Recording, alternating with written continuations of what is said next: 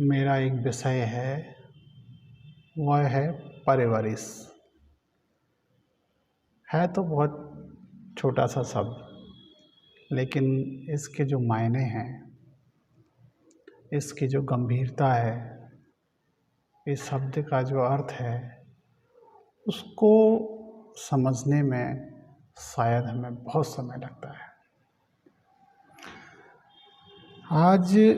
के परिप्रेक्ष्य में अगर देखें तो हमारे स्कूल में बहुत सारे अभिभावक अपने बच्चों की परवरिश को लेकर के, अपने बच्चों के व्यवहार को लेकर के, अपने बच्चों के जो रोज़ का खान पान है उससे लेकर के बहुत अधिक चिंतित हैं।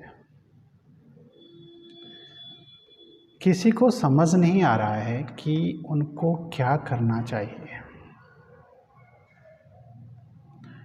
इसमें से बहुत सारे लोग ऐसे भी हैं जो अक्सर अपनी रोजी रोटी, नौकरी चाकरी, प्राइवेट जॉब, किसी का बिजनेस है, किसी की सरकारी नौकरियां हैं, उसमें भी काम ज़्यादा है, तो इस वजह से, और न्यूक्लियर फैमिलीज़ हो गई हैं, तो उसकी वजह से बहुत सारे परिवारों में, क्या ज़्यादातर परिवारों में यह समस्या देखी जा रही है कि बच्चे अपने अभिभावकों की बात ही नहीं सुन रहे हैं। रोज़ इस तरह की बातें हमारे सामने आती रहती हैं और हमसे अभिभावक चर्चा करते रहते हैं। तो ऐसा क्यों हो रहा है कि हमारे इतने छोटे बच्चे ही हमारी बातों को अनसुना कर रहे हैं, अनदेखा कर रहे हैं, हमारी बात को नहीं मान रहे हैं। आखिर ये इस तरह का बदलाव जो बच्चों के जीवन में आया है, वह क्यों और कैसे आया है? ज़्यादा तो मैं किसी फिलॉसफर की या इधर उधर की बातें तो मैं ज़्यादा नहीं कहता हूँ, लेकिन जितना मेरे अपने खुद के जीवन का एक्सपीरियंस है बच्चों के साथ, मैं उसके आधार पे कुछ चीज़ें, कुछ बिंदु जो होते हैं उन पर प्रकाश डालता हूँ। हालांकि मेरा खुद का बेटा भी इसी स्कूल में पढ़ता है, लेकिन फिर भी कभी कभी हम लोगों को भी यह चीज़ समझने में देरी हो जाती है कि हमें क्या करना चाहिए। हम जो चीज़ें समाज से सीखते हुए आज तक आए हैं, उसमें से हम कितनी चीज़ों को पूरा कर पा रहे हैं, या फिर हम समाज के साथ एक केवल जो सोशल मीडिया है उसी से जुड़े हुए हैं। क्या सच में हम समाज के साथ जुड़े हुए हैं? क्या हमारे जो आसपास का वातावरण है परवरिश का, उसमें कुछ ऐसी चीज़ें हो गई हैं? तो इन सब को मैंने एक केंद्र में रख करके इस तरह की कुछ बातें आप लोगों के लिए, इन बातों पर थोड़ा जोर दिया है, प्रकाश दिया है कि देखिए, जो भी बच्चे हमारे स्कूलों में आ रहे हैं, या जो भी इससे पहले की पीढ़ी है, या जो इससे 10 साल पहले जो 12वीं पास कर चुके हैं, या उससे अभी जो कॉलेज कर रहे हैं, ये जो बदलाव आने की स्थिति है, ये मैं समझता हूँ कि लगभग 90 के दशक के बाद आना शुरू हुआ है। 90 के दशक के बाद, मैं किसी को दोषारोपण तो नहीं करता, लेकिन 90 से लगभग शायद पहले की बात है, 1990 से पहले की जो एक परवरिश थी, जिसमें कि हम लोग खुद आते हैं, तो उस समय के अभिभावक को अपने बच्चों के लिए इतना चिंतित मैंने कभी नहीं देखा। हम भी स्कूल पढ़े, ठीक ठाक वो किया, जो भी रहा जीवन, एक अच्छा जीवन रहा, लेकिन हमारे जो अभिभावक रहे हैं उन्होंने कभी इस तरह की चिंताएं अपने जीवन में नहीं ली कि बच्चा क्या करेगा। आज का जो परिप्रेक्ष्य बन रहा है, आज की जो समस्याएं अभिभावकों की आ रही हैं, वो शायद मुझे ऐसा लगता है कि हम सभी लोग कहीं ना कहीं अनसिक्योर्ड हुए हैं। अनसिक्योरिटी का जब भाव हमारे जीवन में आ जाता है, चाहे आप कहें कि कोविड के बाद, चाहे आप कहें कि पहले से ही जो भी चीज़ें हो रही हैं, सरकारी नौकरियों का बहुत कम मात्रा में भर्ती होना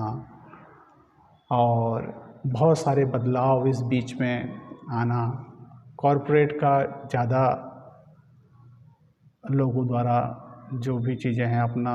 काम और इस तरह की चीज़ें जो कॉरपोरेट जगत में जो चल रही हैं उसकी वजह से, तो हम सभी लोग आज के समय में अनसिक्योर्ड हो गए हैं। अब अनसिक्योर होने का रीज़न यह है कि हमने अपनी ज़रूरतों को बढ़ा दिया है। ज़रूरतें बढ़ने से हमें ये लगता है कि अगर आज हमारे पास ये नहीं होगा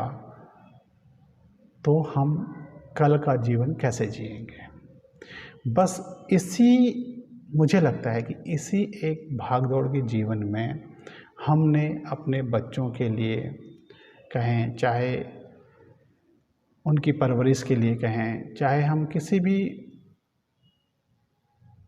पॉइंट पे बात कर रहे हैं बच्चों की परवरिश से लेकर के, शायद मुझे लगता है कि ये सब चीज़ें कहीं ना कहीं आड़े आ रही हैं। अब इन चीज़ों में हमें क्या करना चाहिए। देखिए, आज प्राइवेट नौकरियां ज़्यादा हैं, सरकारी नौकरियां कम हैं। सरकारी नौकरियां भी ऐसी हैं कि उसके बाद उनकी पेंशन की व्यवस्थाएं नहीं हैं। बुढ़ापे के बारे में लोग ज़्यादा सोचने लग गए हैं। घर बनाने के बारे में लोग ज़्यादा सोचने लग गए हैं। जितनी इनकम आज की डेट में अपनी है उससे उनका पूरा ही नहीं हो रहा है। ज़्यादा से ज़्यादा हमने बैंकिंग और लोन लेने जैसी समस्याएं अपने सिर पर ले रखी हैं। गाड़ियां लगभग फाइनेंस करा रखी हैं, घर सबने फाइनेंस करा रखे हैं। ऐसी बहुत सारी चीज़ें हमारे आसपास होने लग गई हैं। हमारी जो कमाई है उसका एक आधे से ज़्यादा हिस्सा शायद हम इन बैंकों की किस्तों में ही दे पा रहे हैं। जो भी पैसा हमारे जीवन में, अगर हम होम लोन भी ले रहे हैं या कोई भी चीज़ है, 17-17, 18 साल के लिए हम लोन ले रहे हैं, गाड़ियों की किस्तें 7-7 साल की किस्तें वो हो जा रही हैं, और भी अन्य जो स्वास्थ्य से संबंधित चीज़ें हैं उसमें भी हमें इन्वेस्टमेंट करना है। तो इन सब चीज़ों को हमने केंद्र में रखा, और देखिए आप अपने चारों तरफ देखिए, शायद हर दूसरा आदमी, क्या हर 10 में से 1 आदमी या 100 में से 1 आदमी ही सुखी होगा, नहीं तो अक्सर 99% लोगों ने ऐसा काम किया है। उसका असर हम पर ही नहीं, हमारे बच्चों पर भी पड़ रहा है, क्योंकि हमारा चिड़चिड़ापन होना, घर में छोटी छोटी बातों को लेकर के बहस हो जाना, क्योंकि स्ट्रेस लेवल इतना बढ़ गया है कि हमें खुद ही समझ में नहीं आ रहा है कि आज जो हमारे पास है यह कल होगा कि नहीं। और सबसे बड़ी मैं आपको एक बात बताऊं कि महात्मा बुद्ध ने कहा था, अगर आप फिलॉसफी के उसमें जाएंगे, फिलॉसफी अगर आप लोगों ने कभी पढ़ी हो या उसमें आपने थोड़ा बहुत ध्यान दिया हो, तो जो बौद्ध दर्शन है, बौद्ध दर्शन में भगवान बुद्ध ने जब उनको ज्ञान की प्राप्ति हुई थी तो उस समय एक ऐसी ही कुछ बात कही थी कि यह संसार में केवल दुख ही दुख है। उन्होंने अपनी भाषा में कहा था, अपने उसमें दर्शन में कहा है, बौद्ध दर्शन में, कि संसार में केवल दुख ही दुख है। तो किसी भक्त ने उनसे पूछा होगा कि भगवान आप ऐसा कह रहे हैं कि संसार में सब दुख ही दुख है, तो फिर सुख है ही नहीं, तो हम इसके पीछे भाग रहे हैं, और ऐसा क्या है कि कभी कभी तो हमारे जीवन में सुख भी होता है, हम खुश भी रहते हैं। तो उनका सीधे से कहने का मतलब यही था कि देखिए, जो सुख आज आपके पास है, जिसको आप सुख कह रहे हैं, यह सुख नहीं है। क्योंकि जो सुख आपको आज मिला है, उसके खो जाने का दुख और जो उसका खो जाने का डर आपके जीवन में बैठा है, वो दुख से भी भयंकर है।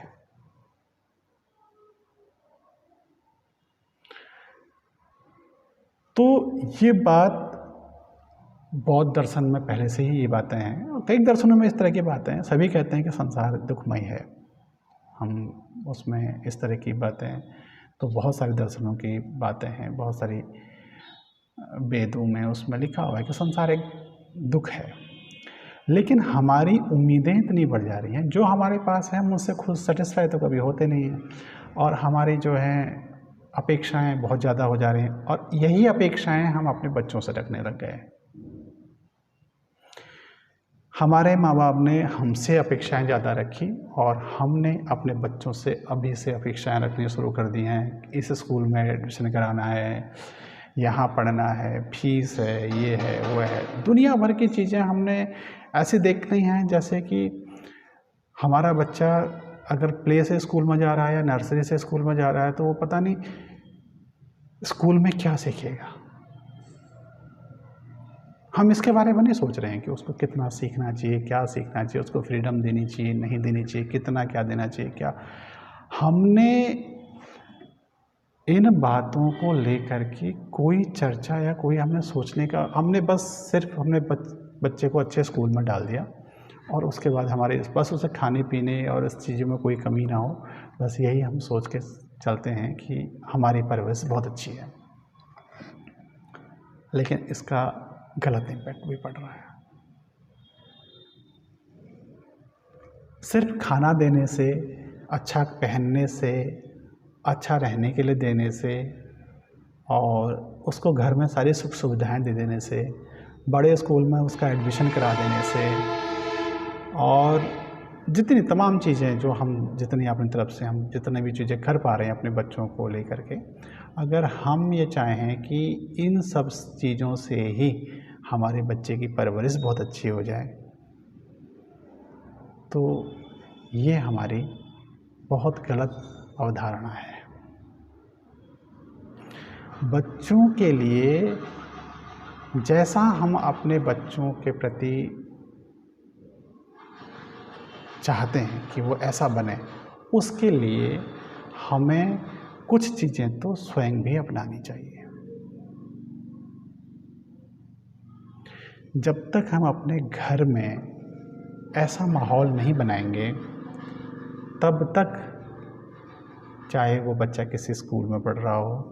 चाहे आप उसको कहीं भी कोचिंग क्लासेस दिला रहे हों, चाहे आप उसको मेडिटेशन क्लासेस दिला रहे हों, चाहे जो भी आप कर रहे हैं, वो सफिशिएंट नहीं है। क्योंकि हर बच्चा जो है, अभी साइंटिस्ट लोग भी हैं और जितने लोग अभी रिसर्च भी कर रहे हैं, उस पर चल रहा है, उनकी रिसर्च भी चल रही है कि एक छोटा सा बच्चा जब बच्चा पैदा होता है, उसके बाद से जब धीरे धीरे समझ आने लगती है, तो लगभग एक दिन में वो 2 लाख से ज़्यादा चीज़ों को एब्जॉर्ब करता है, उसके बारे में सोचता है, देखता है, महसूस करता है, और इतनी सारी चीज़ें वो कहीं बाहर तो देख नहीं रहा है। वो हमारे आसपास घर में हम जो भी एक्टिविटी कर रहे हैं, उसी को बच्चा इतनी ज़्यादा चीज़ों को ग्रहण करता है, लेकिन हमें तो ये पता नहीं चलता है। तो कहने का मतलब ये है कि जिस तरह की अपेक्षाएं, जिस तरह की परवरिश, जिस तरह के हम